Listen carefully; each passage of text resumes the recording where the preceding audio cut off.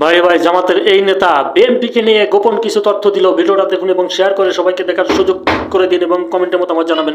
17 বছরে যে চাঁদাবাজি হয়নি, 17 মাসে সেই চাঁদাবাজি হয়েছে। আমার ভুঁড়ির মাপ আজকে আপনারা নিয়ে রাখেন, যেটুক ভুঁড়ির মাপ থাকবে আমি নির্বাচিত হতে পারলে তার চাইতে কমবে, বাড়বে না। আপনারা কেমন আছেন? ভালো নেই, বেশি লোক হাত উঁচু করিনি, ভালো নেই। কি করি ভালো থাকবে? ভালো থাকবে কি করে? চাঁদাবাজার কারণে আর ভালো থাকতে দিন।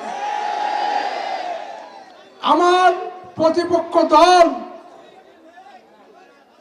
তারা চাঁদাবাজি কি এমন করেছে আপনারা কম বেশি জানেন। 17 বছরে যে চাঁদাবাজি হয়নি, 17 মাসে সেই চাঁদাবাজি হয়েছে। মানুষ অতিষ্ঠ হয়ে গেছে। আমার প্রতিপক্ষ দল এখানে প্রার্থী আছে, যে আমি নাম বলবো না, আপনারা ভালো করেই জানেন যে কি চাঁদাবাজি করেছে, মানুষকে অতিষ্ঠ করে ফেলেছে।